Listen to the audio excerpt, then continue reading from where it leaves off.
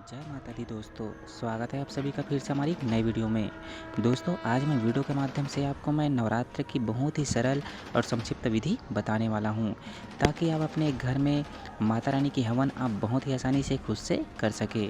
दोस्तों यदि आप भी अपने घर पे माँ दुर्गा की स्थापना किए हैं, दीप प्रज्वलित किए हैं, कलश स्थापना किए हैं, तो आपको बहुत ही सरल और संक्षिप्त हवन विधि बताने वाला हूँ, जिसके तहत आप बहुत ही आसानी से अपने घर पे कर सकते हैं। तो दोस्तों वीडियो स्टार्ट करने के पूर्व सबसे पहले आप कमेंट में जय माता दी जरूर लिख ले।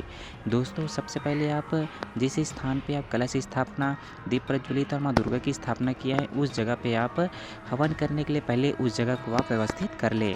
साथ ही आप सबसे पहले आप हवन कुंड या तो आप रेडीमेड कहीं से व्यवस्था कर ले, या तो फिर आप ईंट के माध्यम से हवन कुंड आप बना ले।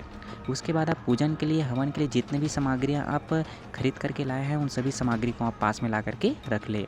साथ ही आपके पास ज़्यादा मात्रा में सूखी आम की लकड़ी होना अनिवार्य है। उसके साथ ही साथ आप हवन करने के लिए आपके पास 1 कप घी, काष्ठ पात्र होना अनिवार्य है। यदि आपके पास काष्ठ पात्र स्वाहा करने के लिए नहीं है, तो आप चम्मच के माध्यम से स्वाहा आप कर पाएंगे।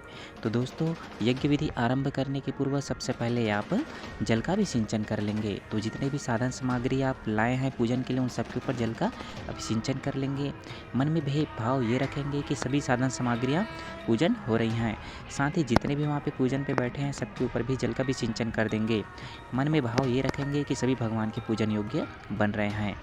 उसके बाद आपको अगली स्टेप में करनी है, जितने भी वहाँ पे देव प्रतिमाएँ आप स्थापित किए हैं, चाहे भगवान कलश हो, दीपक भगवान हो, नवग्रह देवता हो, भगवान गणेश हो, भगवान कलश हो, उन सब के ऊपर क्या करना है, अच्छा धूप दीप नैवेद्य आपको क्या करनी है, समर्पित करनी है। अच्छा धूप दीप नैवेद्य समर्पित करने के बाद आपको यज्ञ विधि आरंभ करनी है। तो यज्ञ आरंभ करने के पूर्व सबसे पहले आप आम की जो लकड़ी लाए हैं, उनको आप यथावत अपने कुंड में जमा लेंगे। जमाने के बाद रुई बत्ती और कपूर के माध्यम से आप दीप प्रज्वलित करेंगे। जैसे दीप प्रज्वलित होंगे तो आप जो यजमान होंगे उनको केवल घृत की आहुति डालनी है। साथ ही जितने भी यज्ञ कुंड में पूजन में बैठे हैं, उन सबको हवन सामग्री के माध्यम से आपको आहुति डालनी है। ध्यान रखेंगे यदि आपके पास हवन सामग्री रेडीमेड लेकर के लाए हैं, तो उसी को स्वाहा के रूप में डालेंगे। यदि आपके पास हवन सामग्री नहीं है, तो आप कुछ चीज़ों को मिला करके हवन सामग्री आप बना सकते हैं।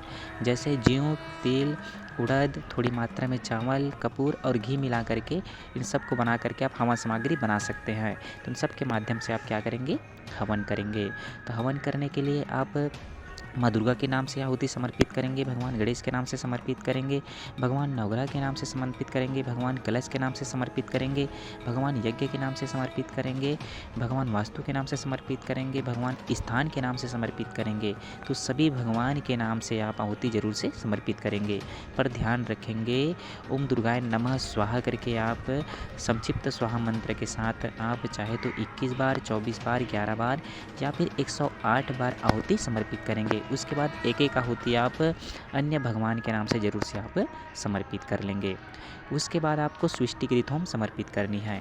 तो सृष्टिकृत होम समर्पित करने के लिए आपके पास मिष्ठान होना चाहिए। यदि आप घर में खीर बनाए हैं, तो उस खीर को आपको भगवान को, यज्ञ को समर्पित करनी है चम्मच के माध्यम से।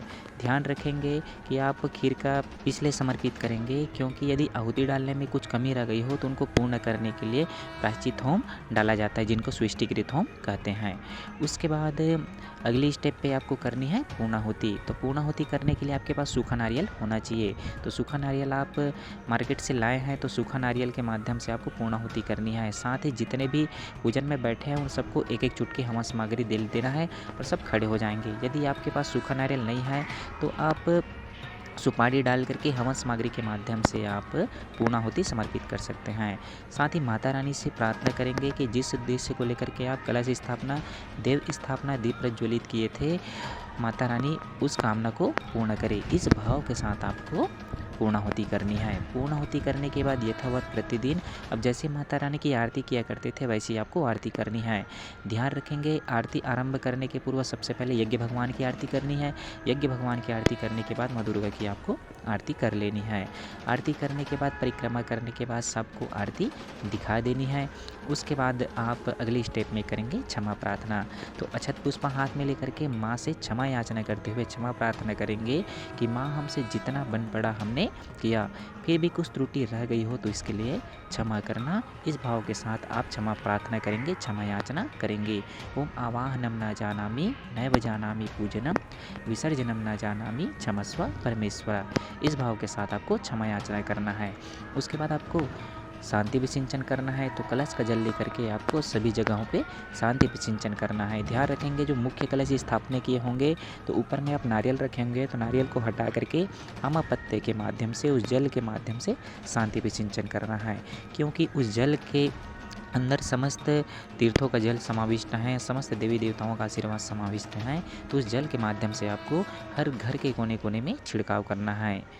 उसके बाद बचा हुआ जल को आप तुलसी चौरा में आप रविवार का दिन छोड़ करके आप समर्पित कर सकते हैं।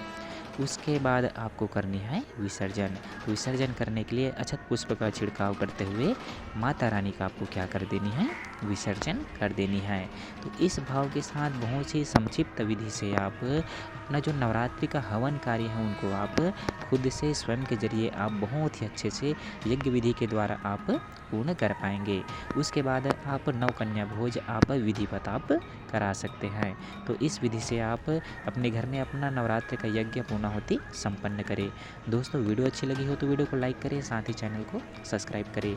मिलते हैं दोस्तों अगली वीडियो में कोई नई जानकारी के साथ। तब तक के लिए जय माता दी दोस्तों।